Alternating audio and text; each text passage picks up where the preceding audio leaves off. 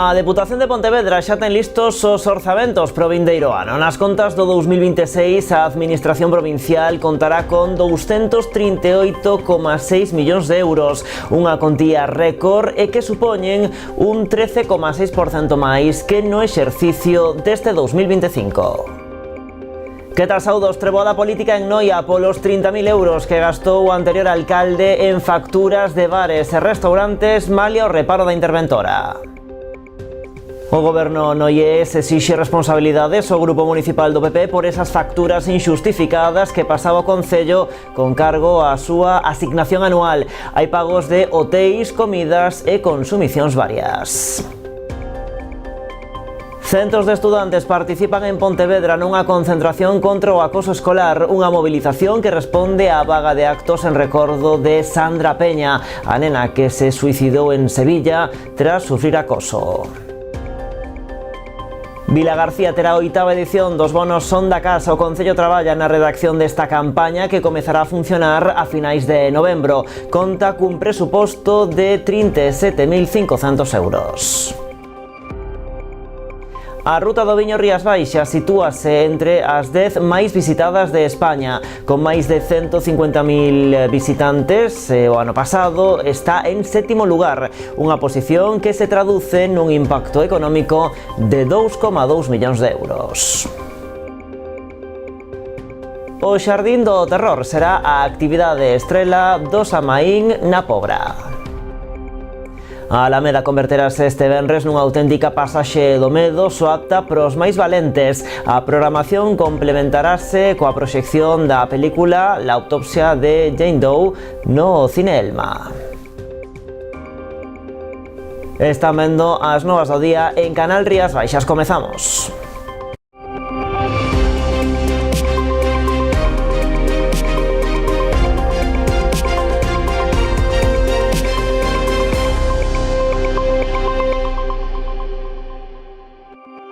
E antes de nada, amplo despregamento a primeira hora desta mañá en Pontevedra tras localizar o cadáver dun home nunha árbore da avenida Montero Ríos. Foron os traballadores do edificio administrativo da Deputación de Pontevedra os que alertaron ás forzas de seguridade da súa presenza. Ata o punto desprazáronse efectivos das policías local e nacional e sanitarios do 061 que só puideron certificar o seu falecemento.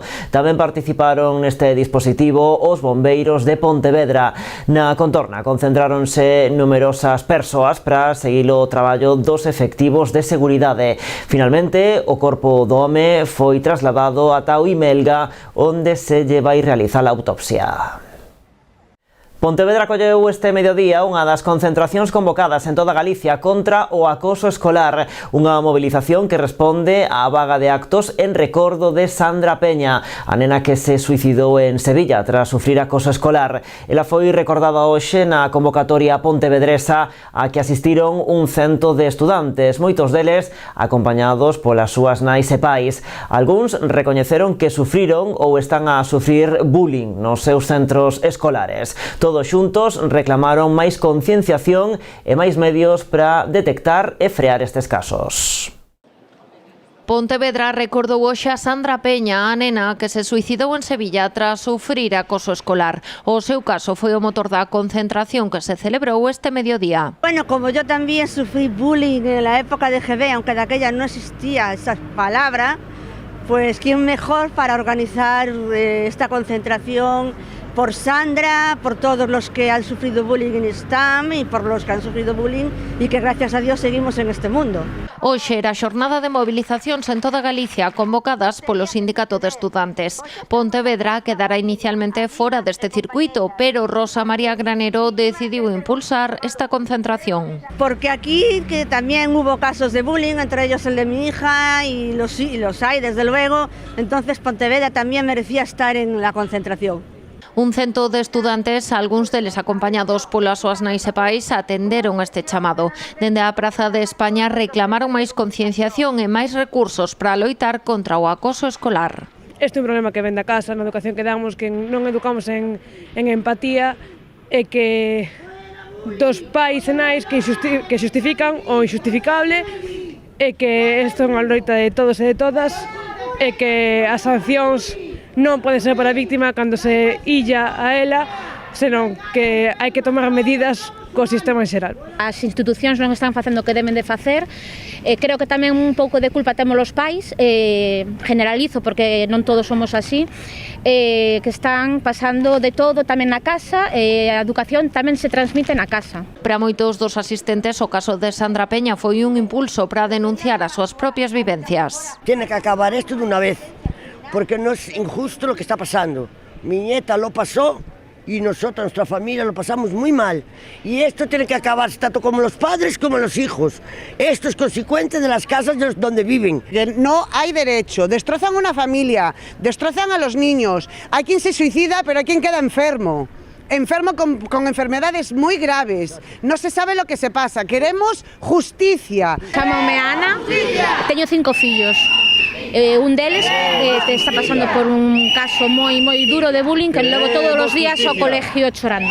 Desde o centro, máis desde educación, están me dando negativas constantemente. Quero cambiálo de centro e non me dan o permiso para cambiálo hasta que sea a final de curso. Porque os colexios están constantemente dicindo que son cousas de nenos, que son cousas que o neno pois é moi sensible e o toma moi a mal, pero non, eu creo que isto ten que acabarse xa. Outro caso é o de Antía, unha moza de 15 anos que asistiu á movilización co seu pai. Contou a súa vivencia como vítima de bullying en 2 centros de Cambados. El primer caso de bullying fue en ciberacoso. Mi madre salió a denunciar y en el Francisco y ese Saroy no hicieron nada. Sufría acoso en clase, me tiraban pelotas, me tiraban de todo, me decían de todo en clase. No hicieron nada, me tuve que cambiar de instituto. El año pasado sufrí acoso por una niña en el punto de que me amenazaba de muerte y todo esto. Y por fin, bueno, se hizo algo, eso lo agradezco porque necesitamos más profesores así, más centros así. O Sindicato de Estudantes acompañará estas movilizacións cunha campaña en todos os centros de Galicia para evitar que as denuncias por acoso caian en saco roto.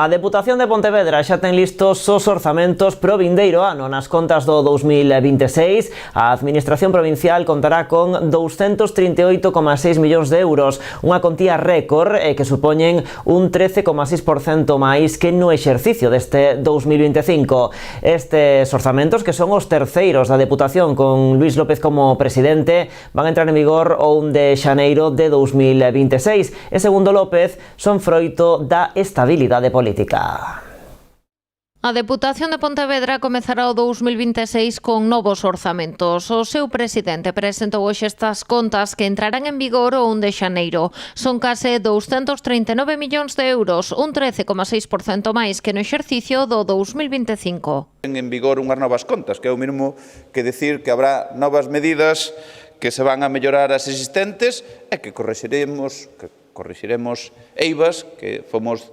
detectando ao longo deste último ano. E aquí, a estabilidade permite un orzamento que se parecerá á provincia e é o que agarda a provincia da Diputación. Estes son os terceiros orzamentos de Luís López como presidente provincial. Destacou o apoio que se presta un ano máis aos concellos. Nas contas resérvanse 50 millóns de euros pro Plan Máis Provincia. Ademais, fora deste orzamento contarán con 35 millóns de euros dun novo plan extra e con 8 millóns do Plan de Infraestructuras Deportivas. Por terceiro ano consecutivo, 1 de cada 3 euros será para apoiar aos concellos cando máis o necesitan. 59 dos 61 concellos da provincia dispoñerán o vindeiro ano dunha inxección sen precedentes de 128 millóns de euros que poderán xestionar con autonomía total para facer investimentos, para pagar facturas, para crear emprego e para redactar proxectos estratégicos. Cando nos necesitan, estamos. O deporte continuará a ser un dos piares do goberno de López no 2026. Os fondos para este departamento ascenden nun 35% ata os 8,6 millóns de euros. Tamén medran os cartos destinados ao turismo un 17%, ata chegar aos 7 millóns. O epígrafe para a cultura sitúase nos 5,7 millóns e benestar sube ata os 7,6. A área de infraestruturas contará no 2026 con 38 millóns de euros, un 56% máis, mentres que tamén se incrementan os fondos para o fomento do emprego. É que falamos dun orzamento orientado a atender as necesidades da provincia na medida das nosas posibilidades e competencias e sempre despois de escoitar e entender. López recordou tamén que hai unhas semanas o Goberno decidiu amortizar os 19,5 millóns de euros de débeda que a Deputación tiña dende o 2021 polo REACPON, medida que deixa a Administración Provincial técnicamente en débeda cero. Con estes datos, o presidente provincial reivindicou a boa xestión do seu equipo. E quen queira abrir guerras políticas con esta casa só podrá basear no cálculo electoral. Dase a circunstancia que estos dous concellos, que son os que máis reciben, son tamén os que máis confrontan, son os que máis obstáculos poñen e son os que máis dificultades teñen a hora de executar as súas obras. En nós, insisto, na Deputación, só van a topar colaboración. No caso de Pontevedra, Luís López apuntou que o orzamento de 2026 recolle 210.000 euros para a Bienal, do 2027 8 millóns de euros para o museo e mantén a reserva de 7 millóns para Santa Clara. A estas contías súmanse os 100.000 euros que achegará a Deputación para o triatlón e os 300.000 para os premios Feroz. Pola súa banda, dende o Concello de Pontevedra manteñen a postura que o alcalde trasladou a semana pasada ao presidente provincial por carta. Creen que os 2,5 millóns que a Deputación transfire para a cidade son insuficientes. Hoxe, César Mosquera insistiu en que hai 10 concellos que reciben máis fondos que a capital pontevedresa, algo que nunca se deu con anteriores gobernos provinciais. Apuntou que nas súas contas sobre o investido en Pontevedra, a Deputación contempla partidas propias como os cartos que destinan ao museo ou a Bienal de Arte, un criterio que non aplican noutros municipios. César Mosquera afirmou que o goberno pontevedrés non aposta por enfrontamentos con outras institucións, pero lamentou o trato inadmisible que asegurou está a dar a Deputación á capital da provincia. Augas máis que revoltas en Noia a raíz da publicación no xornal eldiario.es sobre o gasto desmesurado e injustificado realizado polo Grupo Municipal do Partido Popular que pasou ao Concello diversas facturas que nada teñen que ver coa actividade institucional. Dende o Goberno exixen a dimisión de Santiago Freire, o anterior alcalde, como o máximo responsable e pídenlle ao PP que devolva ao Concello eses cartos que se gastaron de forma incorrecta. Facturas de hotéis, comidas e consumicións varias en distintos establecementos da localidade e de fora dela, cuantificadas dende o ano 2018, que ao parecer o Grupo Municipal do Partido Popular pasaba ao Concello con cargo a asignación anual que lle corresponde a cada partido político con representación municipal. Mariscadas, cubalibres, copas de cava, chupitos e cervezas que fixeron foi fundilo en pubs, en restaurantes, en mariscadas e demais, en vez do funcionamento diario do grupo. Non estamos falando en ningún caso de gastos de representación, senón estamos falando dunha bacanal política a través dos gastos que lle asigna o Concello de Noia ao grupo municipal. O goberno actual considera que estes gastos son inxustificables e non gardan relación algunha coa actividade propiamente institucional. O que gastaron principalmente, digamos que é a asignación do grupo municipal, a asignación que todos os grupos políticos temos pois para pagar o local, para pagar determinada cartelería ou a promoción de algún evento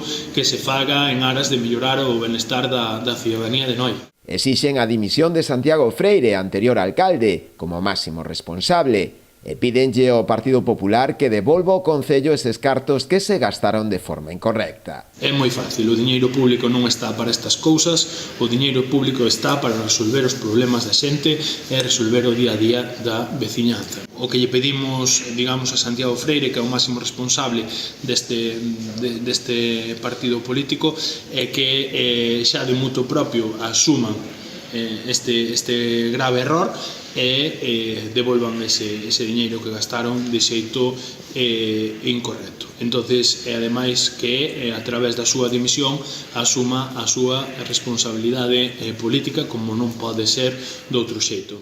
E agora imos ata Ribeira porque a súa corporación celebrou onte á noite o pleno ordinario correspondente a este mes de outubro. Na sesión abordouse a distribución dos fondos do POS adicional da Deputación da Coruña. A proposta do novo goberno foi destinar todo o investimento, uns 421.000 euros, a cubrir gasto corrente, algo que criticaron dende a oposición o entender que deberían empregarse eses fondos para melloras no rural. O goberno ribeirense aprobou cos votos a favor do Partido Popular e do PPBI destinar a totalidade dos fondos correspondentes ao POS adicional da Deputación da Coruña desta anualidade, uns 421.000 euros a gasto corrente, para poder así afrontar, entre outros, os pagos pola recollida de lixo do alumeado. Temos o orzamento tensionado, temos un orzamento no que se ven sufrindo un incremento de gasto pois ocasionado dos diferentes aumentos de precios que todos somos conscientes que temos en todos os ámbitos, e o Concello, que non é alleo, pois, digamos que como un consumidor final máis, pois tamén se ve afectado por eses incrementos, tanto nos distintos contratos nos que temos que facerlle frente a eses pagos ás concesionarias prestadoras, estou a referir pois a ese contrato de tratamento de recollida de limpeza, como a ese tratamento dos residuos sólidos con Sogama, que tamén supón un incremento considerable en esta cuestión. Dende a oposición criticaron este feito, entender que debería empregarse a melloras e proxectos que beneficien a veciñanza, especialmente no rural. Quen paga as consecuencias desa decisión? Págana os veciños e veciñas das parroquias, págana os veciños e veciñas que a día de hoxe seguen carecendo de saneamento, de auga potable ou de pavimentacións no seu rural, na súa aldea. E dende o BNG creemos que iso pois non é xusto. Non é xusto porque os veciños e veciñas deberían tamén, independentemente de onde vivan, pois desfrutar duns servizos públicos e dunhas mínimas calidades do propio Concello. E ademais estamos falando que son estes tres servizos, auga, saneamento e pavimentacións, de servizos que dependen directamente do Concello e, por tanto, non dependen de outra administración. Levar o 100% a gasto corrente nos parece incluso excesivo, pois cando se truxo o primeiro POS se propuxeron obras para todas as parroquias, a excepción de Ribeira, se decía cada. Pois agora se olvidan todas directamente, xa sei que o alumeado e a limpeza se leva a cabo en toda Ribeira, pero dotar de servicios aos veciños, aproveitando que a Diputación está facendo este bo traballo e nos está permitindo levar a cabo estas inversións, nos parece que é algo necesario. Non diga tampouco vostede que lle parece excesivo adicar isto a gasto corrente cando temos un furado da súa concellería que parecenos pouco serio que faga vostede esas afirmacións. Eu creo que estes 421.000 euros a estas alturas que estamos do ano é para poder sacar adiante un orzamento equilibrado e que teña sentido, pois nos van a vir moi ben. Na sesión acordouse tamén, tal e como fora anunciado polo goberno local, a integración da unidade de condutas aditivas aos Sergas, atendendo así a unha solicitude formulada polo BNG, Partido Socialista e varios dos concelleiros do grupo de non adscritos. E a UCA é un servicio de éxito. E por outra banda, o Executivo ribeirense tamén acaba de sacar a licitación o servizo de suministración, alugueiro, instalación e mantemento da iluminación do Nadal. Prevese a colocación de máis de 400 elementos luminosos, incluindo arcos e outro tipo de decoracións. A idea que manexa o Concello pasa por incrementar notablemente a decoración en todos os lugares do municipio, incluídas as parroquias, para aportar maior viveza aos espazos públicos nunhas datas tan sinaladas. O orzamento da licitación é de algo máis de 160.000 euros. As empresas interesadas disporán ata o vindeiro 11 de novembro para presentar as súas ofertas a través do sistema de licitación electrónica da Xunta de Galicia. Amigos e Gealsa amplían o seu compromiso de fomentar a integración das persoas con discapacidade na sociedade. Ampliamos logo da publicidade.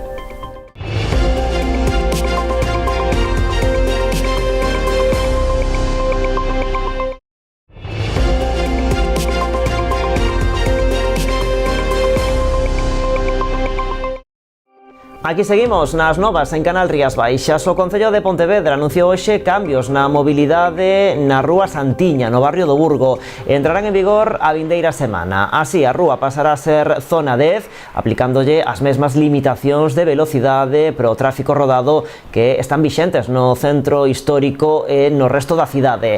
Ademais, estará restringido o acceso ao tráfico. Tan só poderán acceder residentes e servizos cun tempo máximo permitido de 10 minutos. En canto á carga e descarga, funcionará durante 6 horas dende as 8 da mañá ata as 12 do mediodía e de 4 a 6 da tarde, cun tempo límite de media hora. Os camións e furgonetas poderán circular sempre que non pesen máis de 3 toneladas e media e midan máis de 10 metros de lonxitude. Para outros casos será preciso solicitar un permiso previo. Nesta Rúa da Santiña, os peóns terán prioridade e non poderán ser adiantados polos vehículos para evitar situacións de risco. Recordemos que o Concello rematou hai nada estas obras de reforma integral da rúa que supuxeron un investimento de máis de 1.800.000 euros. Quedarán colocados hoxe os últimos sinais, como digo, estamos informando a través dos medios de comunicación e tamén se vai a proceder a pegada de cartelería en todos os portais dos edificios, vivendas e garaxes tanto da Rúa da Santiña como perpendiculares e adxacentes para que a información chegue ás persoas que utilizan habitualmente esta vía e podan coñecer as novas normas. Polo tanto, deixamos estes días o fin de semana e a partir do luns a primeira hora estas normas serán xa de aplicación para todos. Vilagarcía terá a 8ª edición dos bonos Son da Casa. O Concello traballa na redacción desta campaña. O Departamento de Promoción Económica está ultimando os detalles desta iniciativa que comezará a funcionar a finais de novembro. A actividade puxose en marcha tras a pandemia co obxectivo de dinamizar as compras e reactivar a actividade económica en Vilagarcía, incentivando o consumo de proximidade. A acollida foi sempre tan boa que incluso houbo anos nos que se realizaron ata 3 campañas diferentes. Este ano o Son da Casa conta cun orzamento de 37.500 euros, o que se traduce na posta a disposición de 3.750 packs por valor de 30 euros. Cada persoa poderá adquirir ata 2 bonos que poderán gastar en establecementos comerciais, de hostalería, pequenos supermercados, praza de abastos ou no sector servizos. Entre outros puntos, estáse redactando agora mesmo a instancia que deberán presentar quen queira adherirse a esta campaña e os que renoven esta participación. Este ano, como novidade, os establecementos que non soliciten formalmente continuar participando van ser eliminados da relación de establecementos adheridos. Outro asunto sobre o que se está deliberando é a posibilidade de eliminar a venda física porque, explican dende Rabella, a ampla maioría dos usuarios realizan o trámite directamente a través da plataforma municipal. E a Ruta do Viño Rías Baixas sitúase entre as 10 máis visitadas de España. Con máis de 155.000 visitantes o ano pasado, está en 7º lugar, unha posición que se traduce nun impacto económico de 2,2 millóns de euros. Son datos que se desprenden dun informe elaborado polo Observatorio Turístico das Rutas do Viño de España. Nel tamén se indica que o visitante internacional ten cada vez máis peso, aínda que o nacional segue a selo mayoritario.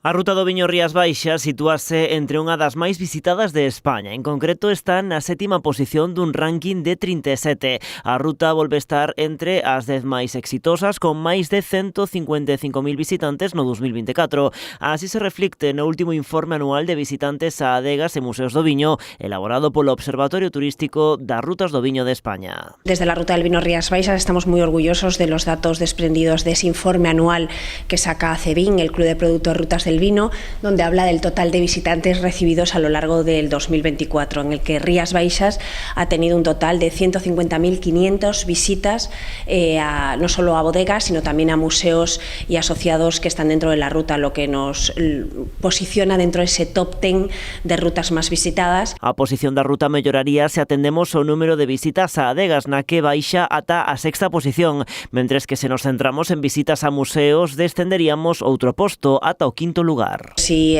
separamos esos datos, pues subimos todavía más en el ranking, en nuestro posicionamiento, ¿no? En nivel de visitas a bodegas subimos un escalón, somos la sexta ruta más visitada respecto al total de visitantes a bodegas, y si nos centramos únicamente en museos volvemos a subir otro escalón, ¿no? Somos la quinta ruta más visitada en cuanto a museos se refiere. Todo isto tradúcese nun impacto económico de 2,2 millóns de euros que supón un incremento de máis do 15% con respecto a 2023. Es un impacto económico de mucho peso en el territorio, ¿no? Estamos hablando que hemos crecido en cuanto a impacto económico más de un 15%, son casi 2,2 millones de euros que salen de esos enoturistas que se acercan a Rías Baixas a disfrutar de nuestras experiencias. Es verdad que el precio medio de la visita, si lo comparamos a nivel nacional, todavía ha estado un poco por debajo, estamos casi un 13 euros por visita a bodega, pero bueno, yo creo que ese impacto económico es muy relevante. En canto ao perfil do visitante, segue a dominar o nacional representando o 72%, con todo detéctase unha crecente presenza internacional ata o punto de que Rías Baixas sea a oitava ruta de España con maior número de visitas internacionais. O mellor mes segue a ser o de agosto, fronte ao de xaneiro, que se mantén como o de menor número de visitas.